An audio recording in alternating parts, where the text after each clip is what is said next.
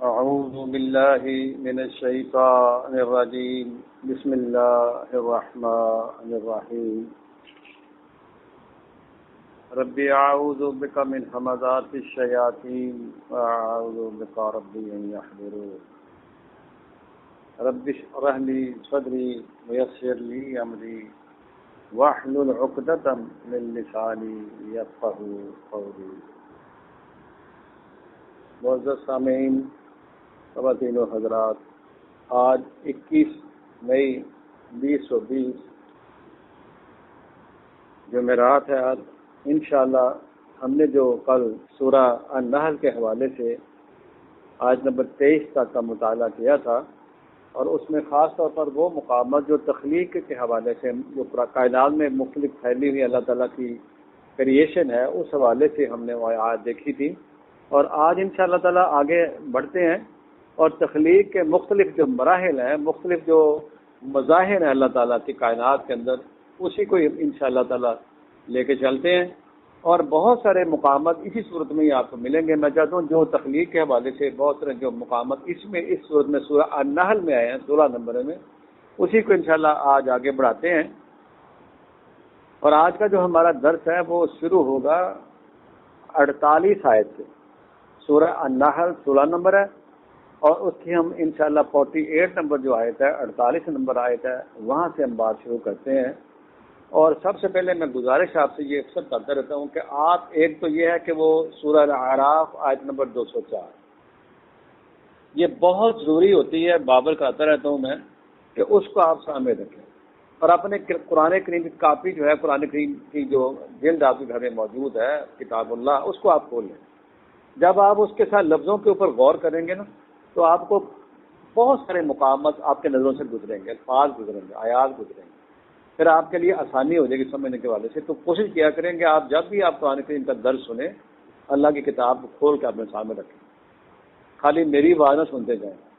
تو یہ آپ سے میں گزارش کرتا رہتا ہوں. اور اس کے علاوہ بات یہ ہے کہ یہ درس جو ہے، یہ ہم عام درس نہیں کر رہے جیسے ہمارے وہ ترجمہ کر دیا اور بس پڑھ لیا، سن لے سن کے چلا گیا. یہ ایک قسم کی اٹریکشن ہے، یعنی اس کے ذریعے قرآن کریم کے ان مقامات کے ذریعے اللہ سے متعارف ہونا ضروری ہے کہ اللہ کیا ہے، اللہ کس ہستی کا نام اللہ ہے، اللہ کی کیا کار فرمائیاں ہیں، کیا اس کی کریشنز ہیں، کیا اس کے کائنات میں پھیلی ہوئی جو اس کی کار فرمائیاں، اس نے جو اس میں یعنی کائنات کے اندر جو جو چیزیں پیدا کی ہیں، وہ ہمیں بتانے کا مقصد کیا ہے. محض یہ مقصد ہے کہ آپ کو اٹریکٹ کیا جائے ان چیزوں کے ذریعے. تو دیکھیں آپ کہ وہ اللہ جس کی طرف تمہیں دعوت دی جا رہی ہے، بلایا جا رہا ہے، اسی کے یہ سارے کار فرمائیاں ہیں. کسی طریقے سے ہی آپ آ جاؤ. یہ کم اٹریکشن ہے، بجائے ہم کہ ابلیس کے دکھائے ہوئے جو اس نے مزین کر کے ہمیں دکھاتا ہے چیزیں، بجائے ہم اس کی طرف اٹریکٹ ہونے گے، اس طرف اٹریکٹ کیوں نہ ہو جو ہمارے خالق اور مالک نے اس زمین میں، اس کائنات میں پھیلا رکھی. تو یہ مقصد ہمارا بیسک یہ ہے کہ ان آیات کے ذریعے اللہ کے ساتھ لگاؤ شروع ہو. طالب علم قرآن کا جو بھی قرآن سنے، جو بھی مسلمان ہے، مومن بالقرآن ہے، وہ قرآن کے ساتھ اپنا لگاؤ پیدا کرے اور قرآن کے ذریعے اپنے خالق حقیقی کی طرف مائل ہو، اس کی پہچان اس کے ذہنوں میں سما جائے. یہ ہے ان دروس کا، یعنی کرنے کا، لیکچر کا پیش کرنے کا مقصد. صرف بیسک اس کے اندر جو آئیڈیا وہ یہی ہے. تو لہذا آج ہم انشاءاللہ سورہ النحل کی آیت نمبر جو ہے یہ 48 ہے. اللہ فرما رہے ہیں اولم یروا الی ما خلق اللہ من شیء یتفیأ ظلالہ عن الیمین والشمائل سجدا للہ وہم داخرون. کیا بات کی اللہ تعالیٰ نے. فرمانے الہی یہاں سے شروع ہو رہا ہے کہ کیا تم نے کبھی غور کیا ہے، تم نے کبھی دیکھا ہے، تم نے کبھی ویژولائز کیا ہے کس کی طرف؟ الی ما خلق اللہ من شیء، کہ جو اللہ نے مختلف چیزیں جو ہیں تخلیق کی ہیں، پیدا کی ہیں، کبھی ان کی طرف تم نے غور کیا ہے، دھیان کیا ہے؟ اور کبھی تم نے اس بات کی طرف دھیان کیا ہے کہ یتفیأ ظلالہ عن الیمین والشمائل، یہ جو مختلف چیزوں کے سائے دائیں بائیں گھٹتے اور بڑھتے رہتے ہیں، کبھی ان پر بھی غور کیا ہے؟ یہ کیسے کیسے دلیلیں، کیسے کیسے وہ ذرائع اللہ تعالیٰ کو پہچان کے بچانے کے متعلق بتا رہے ہیں. یہ آیات جو ہیں یعنی ایسی اشیاء یعنی درخت ہیں اور بہت سی جو چیزیں کائنات میں پھیلی ہوئی ہیں. اللہ فرما رہا ہے کبھی جو ان کے سائے جو ہیں مختلف چیزوں کے لوٹتے ہیں. ایک ان کے سائے دائیں طرف سے بائیں طرف سے، یعنی ان کے شمال میں یمین اور شمال، دائیں اور بائیں. آپ نے کبھی دیکھا درختوں کو دیکھیں کہ جب سورج چڑھتا ہے تو سایہ کس طرف ہوتا ہے، جب آہستہ آہستہ وہ سایہ سورج آگے بڑھتا رہتا ہے تو ان کے جو وہ سائے ہوتے ہیں وہ بھی جو ہے وہ یعنی اس سمت میں ہو جاتے ہیں، دائیں بائیں وہ سمتیں بدلتے رہتے ہیں سائے. کبھی تم نے غور کیا اس بات کے اوپر؟ اور یہی ہے وہ اللہ، وہ خالق ہمارا جس نے اس کو تخلیق کیا. کبھی غور تو کرو اس کی تخلیق کے اوپر. یہ اللہ ہمارا ہے. فرمایا کہ یہ تفیع ظلال ہو، ظل کہتے ہیں سائے کو، ظلال سائے، یعنی ظل سایہ اور ظلال سائے جمع ہے اس کو. عن الیمین والشمائل، وہ گھومتے رہتے ہیں نا دائیں اور بائیں میں، اور وہ گھومتے نہیں خالی. اللہ کہہ رہا سجداً للہ. اگر فرض ہم دیکھ بھی لیں اس کو کہ سایہ یہاں چلا گیا یہاں چلا گیا، مقصد یہ نہیں ہے. دیکھنا یہ ہے کہ وہ کیا ہے، وہ ساجد ہے اس اللہ کے لیے، یہ ان کا سجدہ ہے. یہ ہے سوچنے والی بات. سجداً للہ وہم داخرون، وہ اللہ نے گوئے جھکے ہوئے ہیں عجز و انکساری کی حالت میں ہے. یہ ہے دیکھنے والی بات. کتنے بڑے درخت اور اتنا بڑا سورج ان کے اوپر سے گزر جاتا ہے، اور جب سورج ان سے گزرتا ہے جیسے جیسے وہ ڈھلتا ہے ویسے ویسے ان کے سائے جو ہیں وہ بھی دائیں بائیں موو کرتے رہتے ہیں، وہ بھی ڈھلتے رہتے ہیں. لیکن وہ سائے ایسے ہیں کہ وہ ساجد ہے اس اللہ کی، یعنی اللہ تعالیٰ کے، اس کی جو وحدانیت ہے، اس کی جو الوہیت ہے، وہ اس کے سامنے جھکے ہوئے ہیں. اور ہمیں یہ بتایا جا رہا ہے کہ تم نے کبھی غور کیا اس کے اوپر؟ تم بڑے مجھے سجدے کرتے ہو، نمازیں پڑھتے ہو، کبھی ان پر بھی غور کرو وہ کیا کر رہے ہیں. یعنی اللہ تعالیٰ نے جس کام میں لگا دیا وہ کائنات کے اندر پھیلی چیزیں اس کے سامنے جو ہے وہ کیا ہے، وہ ہر وقت سرنگوں ہے. اور آگے اللہ ہمارا ہے وَلِلَّهِ يَسْجُدُ مَا فِي السَّمَاوَاتِ وَمَا فِي الْأَرْضِ مِن دَابَّةٍ وَالْمَلَائِكَةُ وَهُمْ لَا يَسْتَكْبِرُونَ. وَلِلَّهِ يَسْجُدُ، اس اللہ کے سامنے سرنگوں ہے، وہ سجدے میں ہے. ما فی السماوات وما فی الارض، یعنی یہ ہمیں جھنجھوڑ رہا ہے. وہ یہ سمجھانا یہ چاہ رہا ہے کہ اس کو کوئی ضرورت نہیں ہے تمہارے سجدوں کی، تمہاری عبادتوں کی. یہ ہے سمجھانے کا مقصد. اس کی کائنات اس کے سامنے سجدہ ریز ہے ہر وقت. یعنی ہمارا جو جھکنا اللہ کی طرف، اس کی طرف جو ہمارا رخ کرنا ہے، اس کی بات کو ماننا ہے، اصل یہ ہے کہ تمہاری عظمت اس میں ہے. جیسے ان سایوں کے درختوں کی عظمت اس میں ہے کہ وہ اس کے آگے جھکے ہوئے جس سے اس کو بنایا ہے. اللہ ہمارا ہے وَلِلَّهِ يَسْجُدُ مَا فِي السَّمَاوَاتِ وَمَا فِي الْأَرْضِ، سجدے میں ہے، ساجد ہے ہر چیز جو سماوات اور ارض میں ہے. من دابۃ، دابہ کا مطلب ہے سپیسیز، یعنی کائنات کے اندر جو سپیسیز ہوتی ہیں، مخلوقات جو ہوتی ہیں، اس کی بات کر رہا ہے کہ جتنی بھی سپیسیز ہیں. من دابۃ والملائکۃ، جتنے بھی ملائکہ ہیں، وَهُمْ لَا يَسْتَكْبِرُونَ، وہ تو کبھی تکبر نہیں کرتے، وہ کبھی غرور نہیں کرتے، غرا نہیں کرتے، بس اس کے آگے جھکے ہوئے ہیں وہ سجدے میں. وَلِلَّهِ يَسْجُدُ مَا فِي السَّمَاوَاتِ وَمَا فِي الْأَرْضِ مِن دَابَّةٍ وَالْمَلَائِكَةُ وَهُمْ لَا يَسْتَكْبِرُونَ. ہمارا تو استکبار ختم ہی نہیں ہوتا نا، ہم تو ہر وقت غرے میں رہتے ہیں، تکبر میں رہتے ہیں ہر وقت. یہ جو بڑا پان ہے نا، اکڑ پان، یہی تو نکالنا ہے اس میں. وہ کہہ رہے تکبر یہاں نہیں چلے گا، وہاں عاجزی چلتی ہے، انکساری چلتی ہے. اللہ ہمارا ہے یخافون ربهم من فوقهم ويفعلون ما یؤمرون. ہر وقت وہ اللہ کے جو ہے نا وہ خوف میں مبتلا ہوتے ہیں، یعنی اس کا ڈر ہوتا ہے ان کو، اللہ کی الوہیت، اللہ کی عظمت جو ان سب کا بالا دست ہے. من فوقهم یخافون ربهم من فوقهم، ان کو اپنے رب کا ڈر ہے جو ان سب سے بالا ہے.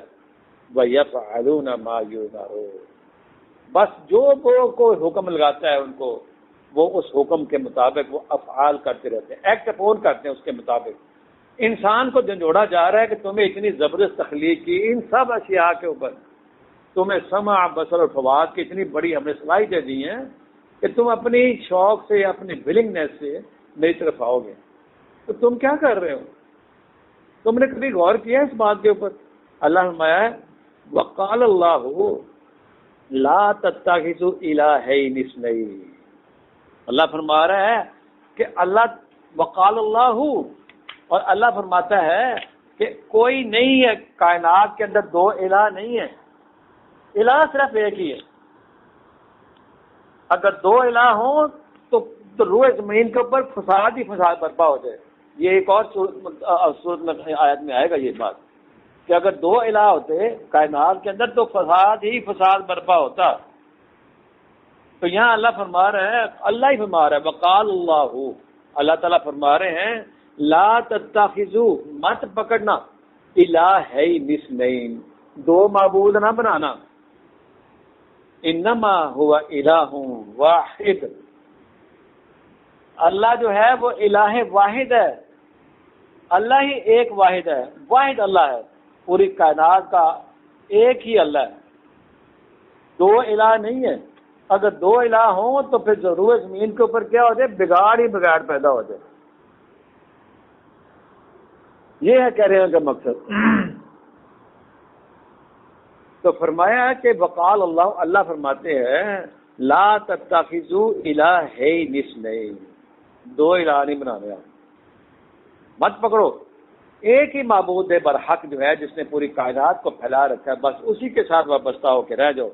انما ہوا الہ واحد، بس وہی ہے تمہارا الہ واحد، دوسرا الہ ہے ہی کوئی نہیں، صرف ایک ہی الہ ہے۔ یہ آپ کو میں ایک حوالہ دے رہا ہوں، آپ دیکھیں ذرا 21 میں 21-22، یہ سورہ الانبیاء کی، اب 22 نمبر دیکھیں، اس میں بھی آپ کو یہ ملے گا، سورہ الانبیاء 21 نمبر سورت ہے اور اس کی آیت نمبر 22 ہے۔ یہ اللہ تعالیٰ کیسی دلیل فرما رہا ہے یہاں پہ؟ اللہ ہمارے ہیں کہ لو کان فیہما آلہۃ، یہ کتنی زبردست بات یہ آ رہی ہے۔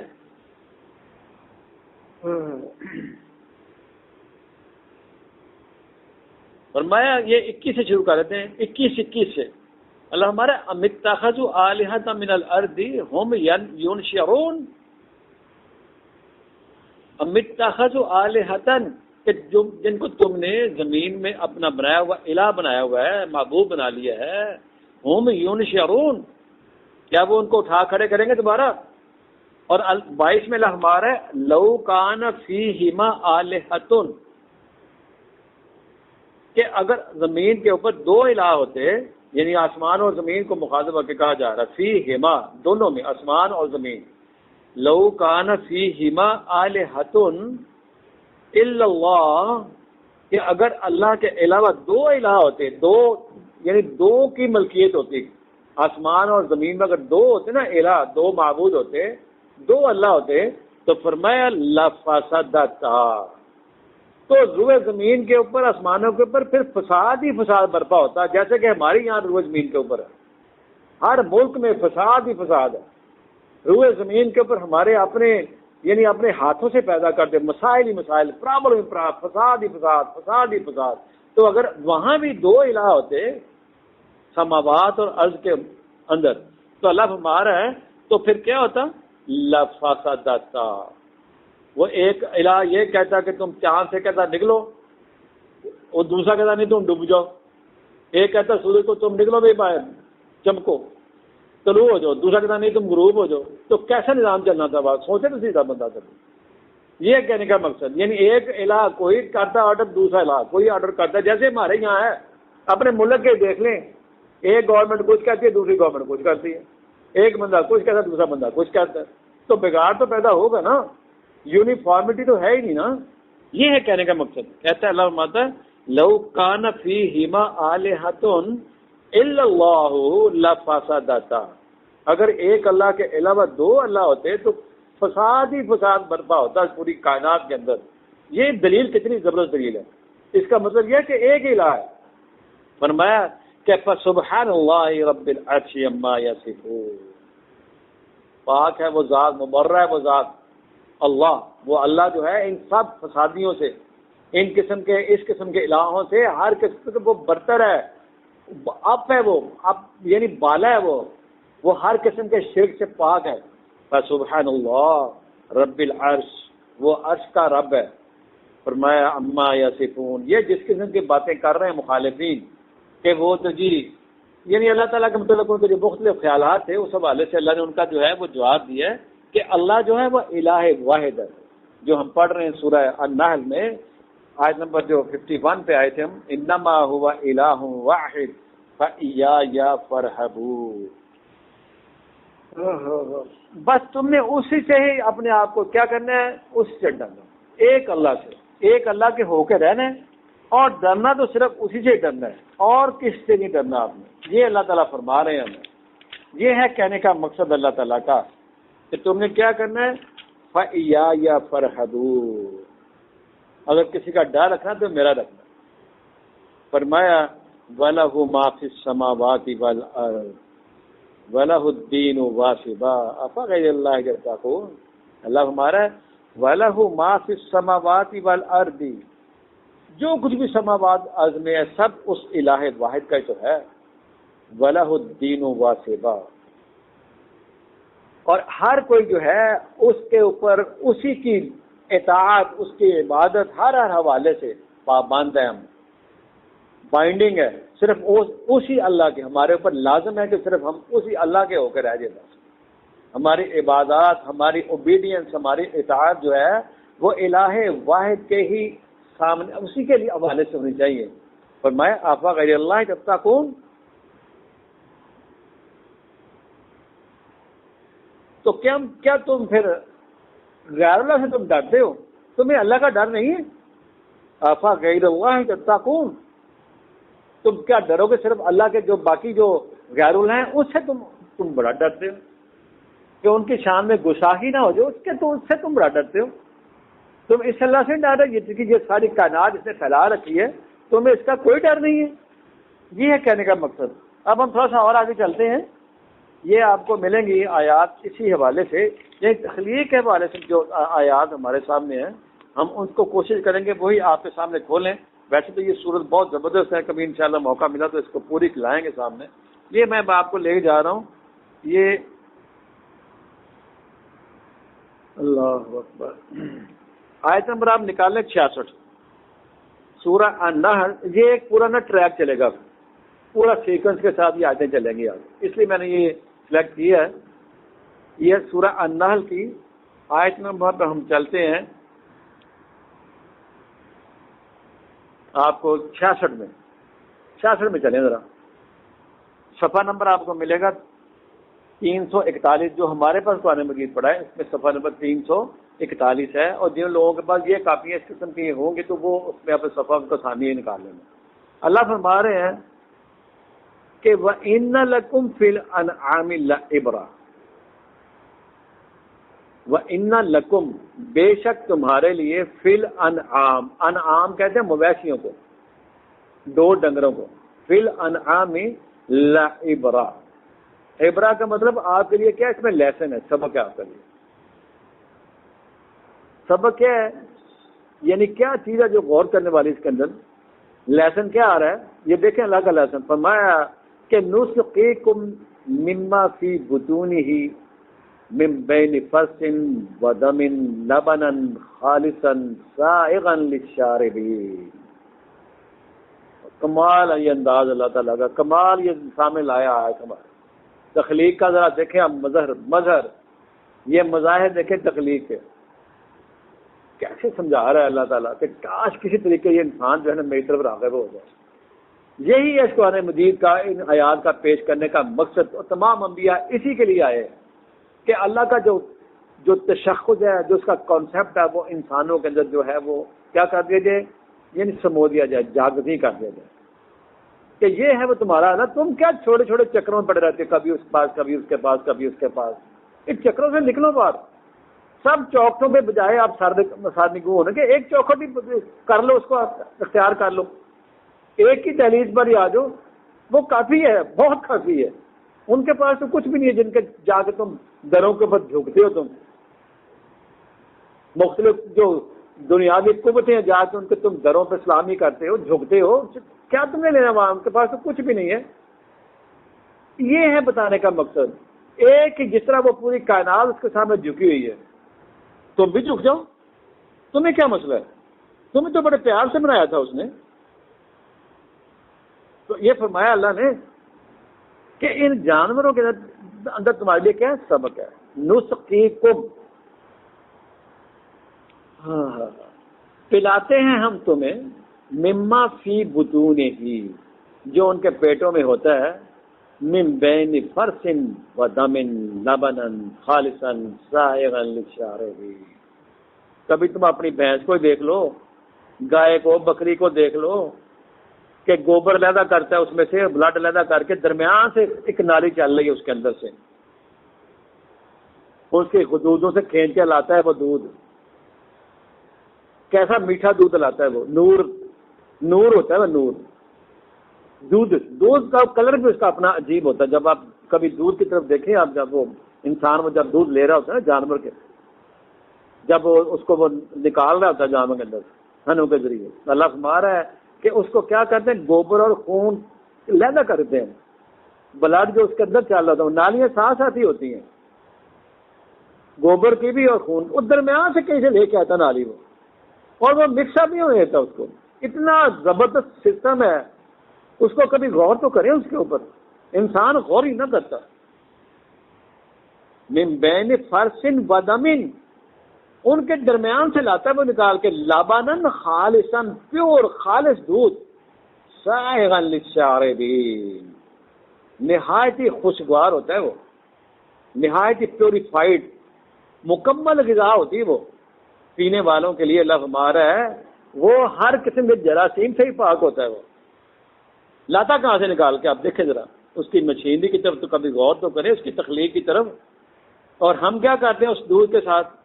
اس ظالم نے وہیں پانی رکھا ہوتا ہے، وہ بالٹی بلکہ پانی پہلے پانی ڈال دیتا وہیں، اور اس کے اندر وہ دودھ کو جو ہے نا وہ اس کو ڈال رہا ہوتا ہے نکال کے بھینس کے تھنوں سے۔ آپ جب دیکھیں کبھی غور کریں آپ، اتنا خبیث ہے یہ انسان۔ ثم رددناہ اسفل سافلین، یہ اللہ نے کہا ہے کہ اپنے کرتوتوں کی وجہ سے تم ردے گئے ہو، زمین کے پاتال میں چلے گئے ہو تم، میں نے تمہیں اتنا بہترین بنایا ہے۔ لقد خلقنا الانسان فی احسن تقویم ثم رددناہ اسفل سافلین، تم تو زمین کی پاتال میں چلے گئے ہو بددیانتیاں کرتے کرتے۔ یہ اللہ فرما رہا ہے نسقیکم مما فی بطونہ من بین فرث و دم لبنا خالصا سائغا للشاربین۔ یہ ہے تخلیق کا مظہر اللہ تعالیٰ کا، یہ ہے وہ اللہ، کتنا زبردست اس نے ہمیں نظام دیا ہے۔ دودھ مکمل غذا ہوتی ہے۔ کبھی کسی ڈاکٹر سے پوچھیں یا سائنٹسٹ سے کہ دودھ کے اندر کیا کیا اجزاء شامل ہوتے ہیں، وہ بتا دیں گے آپ کو، جو لوگ جانتے ہیں اس حوالے سے، اس کے اناٹومی کے حوالے سے پتہ کریں ان سے کہ دودھ نکلتا کیسے ہے، اور دودھ کے اندر ہوتا ہے کہ کیا کچھ ہے اس کے اندر، کیا کیا اللہ تعالیٰ نے اس کے اندر ہماری خوراک کا اس دودھ کے اندر جو ہے وہ انتظام کر رکھا ہے۔ تو ہم کیا کرتے ہیں، چھپڑوں کا پانی ڈالتے ہیں اس کے اندر، نالوں کا، چھپڑوں کا۔ یہ بے ایمان جو ہمارا یہ بے ایمان جو طبقہ ہے ہمارا، بد دیانت، جو نمازیں پڑھتے ہیں، روزے بھی رکھتے ہیں، حج بھی کرتے ہیں، اور یہ بھی ساتھ کام کرتے ہیں، 2 نمبریاں۔ یہ ہے جو اللہ تعالیٰ ہمیں مختلف انداز سے سمجھانا چاہ رہا ہے۔ وَإِنَّ لَكُمْ فِي الْأَنْعَامِ لَعِبْرَةً، کہا ہے قرآن میں، عبرت ہے اس کے اندر سبق ہے، لیسن ہمارے لیے۔ نُسْقِيكُم مِّمَّا فِي بُطُونِهِ، پلاتے ہیں ہم تمہیں ان کے پیٹوں سے، مِن بَيْنِ فَرْثٍ وَدَمٍ لَبَنًا خَالِصًا سَائِغًا لِلشَّارِبِينَ۔ اب ہمارے ملک میں کیا ہو رہا ہے، ایک تو وہ دودھ خالص ویسے نہیں ملتا، پھر ڈبوں کا دودھ آ جاتا ہے، اور اس میں کیا ڈبوں میں دیکھا ہے آپ نے، وہ دودھ نہیں ہوتا، لکھا دودھ ہے، اس کے اوپر ملک لکھا ہوتا ہے، وہ کیمیکلز ہے، کیمیکلز، وائٹ صرف اس کا رنگ ہوتا ہے، باقی وہ کیمیکلز ڈالے ہوتے ہیں ان کے اندر، جو انسانی صحت کے لیے بہت خطرناک چیز ہے۔ یہ ہے ہمارا اس دودھ کے ساتھ جو ہم کرتے ہیں، کہاں سے وہ نکالتا ہے؟ مشینیں اللہ نے دی، بکریاں، یہ بھیڑیں، یہ جناب اونٹنیاں، یہ بھینسیں، یہ گائے، یہ ہمارے لیے بہترین دودھ کا بندوبست اللہ نے کیا۔ یہ کیسی بڑی تخلیق ہے اس کی، اور ہم کیا اس کے ساتھ کرتے ہیں؟ ہم بددیانتی کرتے ہیں، اس دودھ کو اس نور کے اندر ہم یہ ملاوٹیں کرتے ہیں، چھپڑوں کے پانی ڈال کے لاتے ہیں ایک والے، یہ ہمیں دے جاتے ہیں۔ تو یہ سوچنے کے مقام ہے، اور اس میں عبرت کا ہے، لا عبرہ۔ اسی طرح ایک آیت اس کے ساتھ اور ملا لیں، وہ سامنے پھر حوالہ آ گیا ہے، اسی قسم کی آیت ہے وہ، یہ 66 کے ساتھ ایک اور حوالہ لے لیں آپ، یہ آپ کو ملے گا 23-21 میں، وہ بھی ساتھ ہی لے لیں آپ، 23-21، اس میں بھی یہی اللہ نے فرمایا۔ یہ سورہ المومنون ہے، اس کی آیت نمبر آپ کو ملے گی 21، صفحہ نمبر 433 ہے، سورہ المومنون، 23 نمبر سورت ہے۔ اللہ ہمارا ہے، اس کی آیت نمبر 21 ہے، وَإِنَّ لَكُمْ فِي الْأَنْعَامِ لَعِبْرَةً، کہ یہ جو جانور ہیں یہ تمہارے لیے اس میں کیا ہے؟ سبق ہے، نشانی ہے، عبرت ہے۔ تو فرمایا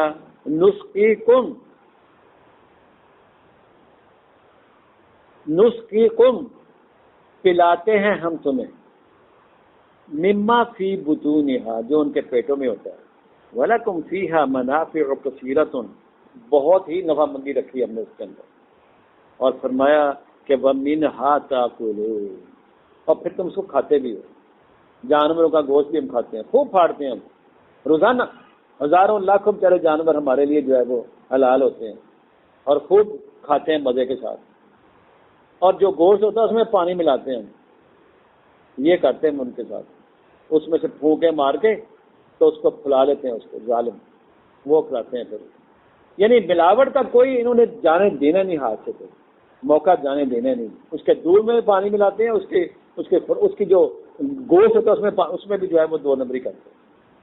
تو اللہ فرماتا ہے وَعَلَيْهَا وَعَلَى الْفُلْكِ تُحْمَلُونَ، فرمایا وہ کیا کرتا ہے، وَعَلَيْهَا وَعَلَى الْفُلْكِ، اس کے یعنی ان جانوروں پر بھی اور ان کشتیوں پر وہ تمہارے بوجھ اٹھائے کرتے ہیں۔ یہ ہے کہنے کا مقصد اللہ تعالیٰ کا، بار بار جو سمجھایا جا رہا ہے وہ ان باتوں کا متعلق بتایا جا رہا ہے کہ تم ان باتوں کو سامنے رکھو اور اس خالق حقیقی کے سامنے سرنڈر کر دو، اپنا سر جھکا دو اس کے سامنے۔ لیکن دیکھیں ہم بھی اتنے ڈھیٹ ہیں، کب ہمیں جھکانا ہے؟ اور سر جھکانا یہ ہوتا ہے کہ اس کے قانون کے سامنے جھکنا ہے، جو اس کے قوانین، ہمیں پانی نہیں ملانا اس میں، یہ ہے کہنے کا مقصد، پانی بھی چھپڑوں کا، یہ 2 نمبریاں نہ کریں، اس سے تمہاری جو ہے وہ تجارت بڑھے گی نہیں، اور پھر سال میں ایک دن مقرر 2-3 دن مقرر کر لیتے ہیں فلاں دربار پہ، جناب اس کو لے جانا، خالص دودھ وہاں لے کے جاتے ہیں کہ اس سے سارا سال بکر پڑی رہتی ہے، اور ہر مہینے کے اینڈ میں بھی کرتے ہیں یہ سسٹم، اس کے کھیرے پکا کے بانٹتے ہیں، سارا مہینہ 2 نمبری ستیہ ناش کر دیا انہوں نے صحتوں کے لوگ۔ تو اس لیے یہ تمہارے جانور اللہ نے جو پیدا کیے اس لیے پیدا کیے ہیں، قانون کے سامنے جھکنا ہے، وہ جانور بھی جھکا ہوا قانون کے سامنے، وہ دے رہا ہے دودھ، کبھی انکار نہیں کرتا، وہ کہتا ہے لے لو، صبح بھی دیتا ہے شام کو بھی دیتا ہے، ایسی مشین بھی اللہ تعالیٰ نے فٹ کی ہے اس کے اندر، وہ کبھی نہیں انکار کرے گا، لے لو بھائی۔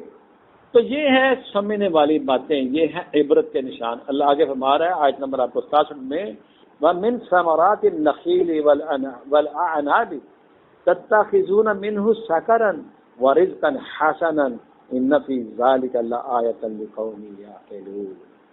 اللہ فرما رہا ہے کہ ثمرات دیکھے آپ نے، یہ جو پھل ہے جس میں کھجور ہے، انگور ہے، تَتَّخِذُونَ مِنْهُ سَكَرًا، تم اس کے کیا کرتے ہو، اس میں سے کیا کرتے ہو؟ سکر ہوتا ہے جس میں یعنی ایسے پھل فروٹ کے جس میں کیا ہوتا ہے، یہ انسان کو سکون بخشتے ہیں، نشہ آتا ہے اس کو کھانے سے، ٹیسٹ آتا ہے اس کے اندر سے، وَرِزْقًا حَسَنًا، اور بیلنس رزق ہے، متوازن غذا، إِنَّ فِي ذَلِكَ لَآيَةً لِقَوْمٍ يَعْقِلُونَ، اس میں نشانی ہے ہر اس قوم کے جو عقل استعمال کرے گی، عقل سے کام لے گی۔ اور آگے اللہ فرماتا ہے وَأَوْحَى رَبُّكَ إِلَى النَّحْلِ أَنِ اتَّخِذِي مِنَ الْجِبَالِ بُيُوتًا وَمِنَ الشَّجَرِ وَمِمَّا يَعْرِشُونَ، یہ پھر وہ میں نے پہلے بھی ہم نے اس کی مثال دی تھی، یہ مکھی ہے، شہد کی مکھی، اور اس جو سورہ النحل ہے وہ اسی یہ جو آیت میں استعمال نحل ہوا ہے نا اسی کے نام پہ رکھی گا، اس کا نام بھی نحل رکھا گیا ہے سورت کا اس مکھی کے حوالے سے۔ وَأَوْحَى کہ آپ کے رب نے وحی کی ہے کس کو، إِلَى النَّحْلِ مکھی کو، أَنِ اتَّخِذِي مِنَ الْجِبَالِ بُيُوتًا کہ تم کیا کرو، پہاڑوں پہ جا کے بیوت قائم کرو، چھتے بناؤ، گھر بناؤ، وَمِنَ الشَّجَرِ پہاڑوں میں، درختوں میں، اور یعرشون یعنی اونچے اونچے جو ٹیلے ہیں، جو یعنی بالا خانے ہیں، جو بھی جو مقامات ہیں، وہاں جا کے آپ نے کیا کرنا ہے؟ مکھی سے کہا کہ تم نے یہ کام کرنا ہے۔ اور آپ آگے فرمایا ثم کلی من کل الثمرات، پھر جاؤ پھرو مختلف پھولوں پہ، پھلوں پہ جاؤ، ادھر کھاؤ وہاں سے ثمرات، فاسلکی سبل ربک ذللا، چلتی پھرو تم، جو آپ کے رب نے راہیں تمہاری متعین کی ہیں، تم اس پر کیا کر چل کے وہاں ان پھلوں سے لاؤ، اور رس لاؤ، وہاں نچوڑ کے لاؤ وہاں سے۔ یخرج من بطونها شراب مختلف الوانها، اللہ فرماتا ہے پھر اس کے جو پیٹ ہیں اس کے اندر سے وہ کیا نکلتا ہے؟ مشروب نکلتا ہے، وہ جوسز نکلتے ہیں۔ یخرج من بطونها شراب مختلف الوانه فیہ شفاء للناس، اللہ فرما رہا ہے کہ ڈفرینٹ کلرز، مختلف کلرز کے اس کے اندر سے وہ نکلتا ہے، جوس نکلتا ہے اس کے پیٹ میں سے، اور اس میں اللہ فرما رہا ہے فیہ شفاء للناس، انسانوں کے لیے اس میں کیا ہے؟ شفا ہے۔ ان فی ذلک لآیۃ لقوم یتفکرون، اس میں تفکر کرنے والوں کے لیے اللہ ہمارا اس قوم کے لیے جو تفکر کرتی ہے، غور و فکر کرتی ہے ان چیزوں کے اوپر، اس کائنات میں پھیلی ہوئی یہ جو سب گنائی جا رہی ہیں چیزیں، یہ انعام، یہ مویشی، اور یہ جو ابھی ہم پڑھ رہے ہیں یہ نحل، اس میں کیا ہے؟ تفکر کی چیز ہے کہ اللہ نے ہمارے لیے کیا کیا بنا دیا، اور یہ ہمارے لیے بنایا ہے۔ جانور کو یعنی جو بھیڑ ہے یا بکری ہے یا وہ بھینس ہے، وہ اپنا گوشت تو نہیں کھاتی، وہ گوشت ہم کھاتے ہیں، اس کا دودھ ہم پیتے ہیں، ان سے کام ان سے ہم لیتے ہیں، وہ تو بیچارے اپنے اپنے گھاس پھوس کھا کے بس وہ اپنا گزارا کر لیتے ہیں۔ گوشت ہم کھاتے ہیں ان کا، خوب مزے سے کھاتے ہیں، اور چھوٹا کوئی خاص طور پر بڑا ہمیں لذیذ لگتا ہے، اس کی قیمت بہت بڑھتی ہے بازار میں۔ تو فرمایا ان فی ذلک لآیۃ لقوم یتفکرون، اس میں نشانی ہے اس قوم کے لیے تفکر کرتی ہے۔ آگے اللہ ہمارا ہے واللہ خلقکم ثم یتوفاکم، اللہ ہمارا ہے وہ ہے تمہیں اللہ جو پیدا کرتا ہے، واللہ خلقکم، کون پیدا کرتا ہے تمہیں؟ اللہ، اور اس کے بعد موت کون دیتا ہے تمہیں؟ وفات کون دیتا ہے؟ ثم یتوفاکم، پھر تمہیں کیا کرتا ہے؟ وفات دیتا ہے۔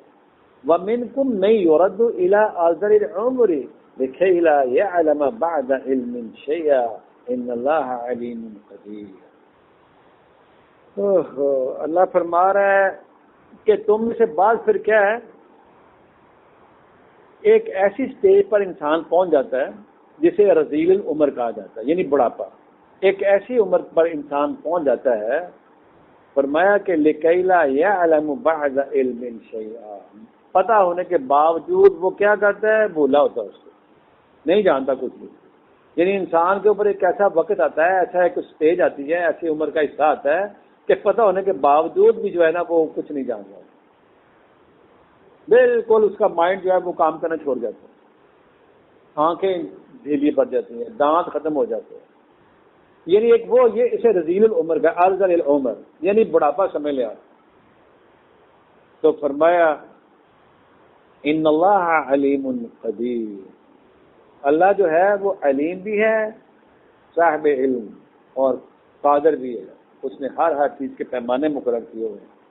تو آپ نے دیکھا ہوگا بہت سارے مریض جن کو خاص طور پر فالج کا اٹیک ہو جاتا ہے نا، آپ ان کی جا کے حالت دیکھیں، آپ کئی سال تک وہ بیچارے بیڈ پہ پڑے رہتے ہیں، سانس چل رہا ہوتا ہے بس، اور بیڈ پہ پڑے، ان کو پتہ نہیں ہوتا ہم کہاں ہیں، اتنے انہوں نے زندگی کے اندر فنکاریاں کی ہوتی ہیں، لیکن اس سٹیج پہ آپ بالکل ہیلپ لیس ہوتا ہے انسان، دوسروں کے رحم و کرم پہ ہوتا ہے، کوئی اس کو اٹھا دے بٹھا دے، کوئی اس کو تھوڑا بہت خوراک کا جو ہے نا وہ سسٹم دے دے، اس کو خوراک لا دے، بس خود کچھ نہیں ہوتا، اور جاننے کے باوجود اس کو کچھ نہیں جانتا ہوتا۔ یہ اللہ تعالیٰ نے ہمیں ایک یہ نشانی بتائی ہے، اور آگے اللہ ہمارا ہے واللہ فضل بعضکم علی بعض فی الرزق، اللہ نے بعض کو بعض پر فضیلت دی ہے رزق کے معاملات میں، فَمَا الَّذِينَ فُضِّلُوا بِرَعْدِ رِزْقِهِمْ عَلَىٰ مَا مَلَكَتْ أَيْمَانُهُمْ فَهُمْ فِيهِ سَوَاءٌ فَبِنِعْمَةِ اللَّهِ يَجْحَدُونَ، اللہ ہمارا فَمَا الَّذِينَ فُضِّلُوا بِرَعْدِ رِزْقِهِمْ، کہ جن کو اللہ تعالیٰ نے فضیلت دی ہے رزق میں، کبھی ایسا ہوتا ہے کہ وہ جو ان کے یعنی ان کے سرونٹس ہیں یا ان کے سے جو کم تر لوگ ہیں جن کے پاس وسائل نہیں ہیں ان کو بھی اپنے برابر لے آئے. کبھی سوچا انسان نے کہ اس کے بچے بھی ہیں, تمہارے پاس کسی طریقے سے آ گئے ہیں, تمہارے زیر سایہ آ گئے ہیں, تو تم تو کبھی یہ کام کر نہیں سکتے. تو ان کو تمہیں مواقع دو گے نا. یہ اللہ جو رزق پرووائڈ کرتا ہے, اللہ مواقع دیتا ہے. فرمایا افا بنعمت اللہ یجحدون, کا کیا انکار کرتے. ازواجا, اللہ فرماتا ہے کہ اللہ وہ ہے جس نے ٹھہرایا تمہیں. واللہ جعل لکم من انفسکم ازواجا, تم ہی سے اللہ نے تم ہی سے تمہیں جوڑے بنایا ہے. وجعل لکم من انفسکم ازواجا وجعل لکم من ازواجکم بنینا وحفظا, اور ان جوڑوں میں سے کیا کیا اللہ نے تمہارے لیے بیٹے یعنی اولاد پیدا کی, بیٹے بیٹیاں اولاد, یعنی وہ جو بیویاں اللہ نے دی, ساتھی بنائے جوڑے, انہی میں سے تمہیں پھر کیا کیا اللہ نے اولادیں دی, تمہیں بیٹے دیے, بچیاں دیے, چلڈرن دیے تمہیں. اور اس کے بعد مطلب وحفظا, پھر اس کے آگے بچوں کے بچے یعنی پوتے پوتیاں. ورزقکم من الطیبات, اور تمہیں رزق طیب دیا تم سب کو. افبالباطل یؤمنون وبنعمت اللہ هم یکفرون. تم کیا کر رہے ہو؟ افبالباطل یؤمنون, تم اس کے باوجود تم باطل پر ایمان لاتے ہو, غیر اللہ پر ایمان لاتے ہو, غیر اللہ کے پاس جاتے ہو تم. افبالباطل یؤمنون وبنعمت اللہ هم یکفرون, اور تم کیا کرتے ہو؟ اللہ کی نعمتوں کا تم انکار کرتے ہو. یہ ہماری خصیت ہے, یہ خصلت بیان کی جا رہی ہے. کتنی نعمتیں دی اللہ نے, تمہارے پاس جوڑا بنایا ہے, جوڑے میں سے تمہارے بچے پیدا کیے, بچوں کے آگے بچے پیدا کیے. بڑا بندہ فخر کرتا ہے اپنے بچوں کے بچوں پر, میں دادا بن گیا ہوں, کو کہتا ہے میں نانا بن گیا ہوں, نانی بن گیا ہوں, دادی بن گیا ہوں. تو یہ اللہ تعالیٰ تمہیں اتنا کچھ دے دیا میں نے, بے شمار تمہیں رزق طیب دیا تمہیں, تم پھر بھی اللہ تعالیٰ کے قربانے نعمت بھی کرتے رہتے ہو. اللہ ہمارا وَيَعْبُدُونَ, اب یہ آگے یہ جو آیت ہے نا, جس طرح 23 نمبر ہم نے پیچھے 22 اور 23 پڑھی تھی, وہی آیت یہاں پہ لایا اللہ تعالیٰ. وَيَعْبُدُونَ مِن دُونِ اللَّهِ, جو ہم نے پیچھے جو کل سبق اپنا وہ جو درس دیکھا تھا نا ہم نے, وہ سورہ اسی کا ہے, اس میں بھی آخری ایک آیت جو آئی تھی اللہ تعالیٰ نے فرمایا تھا کہ والذین یدعون من دون اللہ لا یخلقون شیئا وهم یخلقون. 30 نمبر. اب یہ بھی اسی قسم کی آیت جو ہے یہاں لایا ہے قرآن. یہ ہے اللہ تعالیٰ کا اعجاز. اپنی نعمتیں گنوانے کے بعد پھر آخر میں ایک بات ہمارے جھنجھوڑنے کے لیے ہوتی ہے, خاص طور پر کہ تم کفر کرتے ہو میری ساری جو ہے.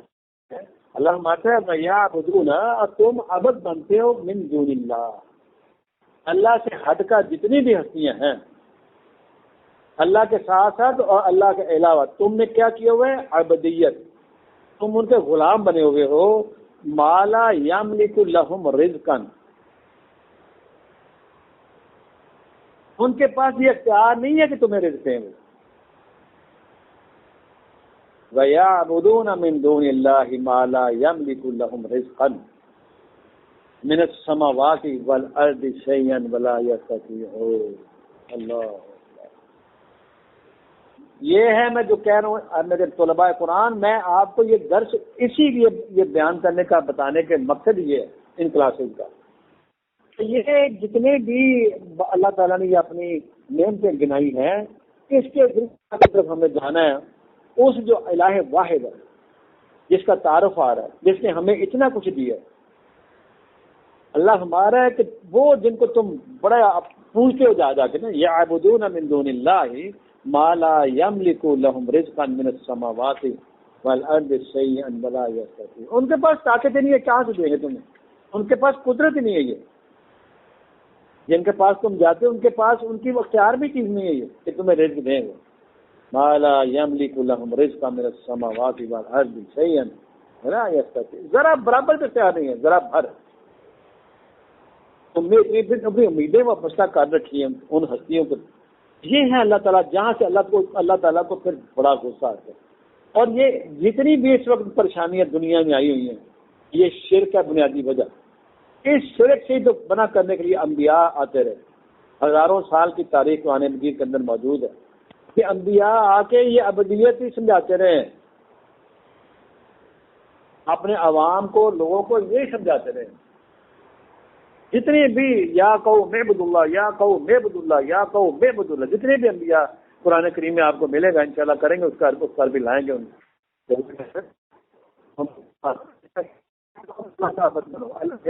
اللہ کے اس کے علاوہ کوئی راہ نہیں ہے، لیکن نہیں سمجھ نہیں پاؤں گا. اکثریت جو ہے وہ شرک میں مبتلا رہی ہے. اور اس وقت بھی ہمارا جو خاص ہے اس میں تو اتنا شرک ہے خاص جو ہمارا ہے فلا تضربوا لله الأمثال.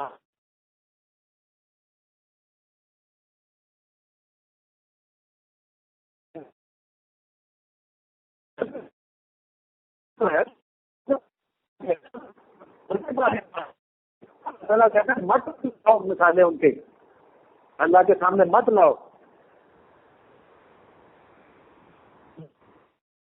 پاور ہو جب وہ خود کہہ رہے ہیں، خالق کائنات کہہ رہا ہے کسی کے پاس پاور نہیں ہے، اس میں بھی نہیں پاور کسی کو، تخلیق میں ان کا کوئی حصہ نہیں ہے.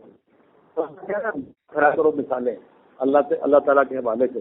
ان اللہ یعلم وانتم لا تعلمون. کبھی کہتے تھے کہ وہ اللہ کا بیٹا ہے، کبھی کچھ کبھی کچھ کبھی کچھ. تو اللہ نے سب کچھ کا انکار کیا ہے. بے شمار آیات موجود ہیں قرآن کریم کے اندر. اللہ اللہ جانتا ہے.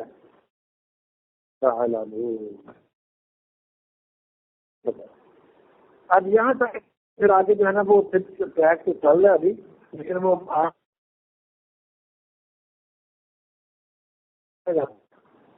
جو ہے یہ چلے گا انشاءاللہ تعالیٰ 83 تک، 83 تک چلے گا یہ والا ٹریک. تو میرا خیال آپ یہاں رکھ لیتے ہیں تاکہ پھر ہم کل انشاءاللہ لیں گے. اور آگے 2 مثالیں زبردست آ رہی ہیں، ان کو پھر کل اچھی طرح ہم انشاءاللہ سمجھیں گے اور بیان کریں گے. وآخر دعوانا الحمد للہ رب العالمین برحمتک یا ارحم الراحمین. دعا کر لیتے ہیں. سمعنا واطعنا غفرانک ربنا والیک المصیر.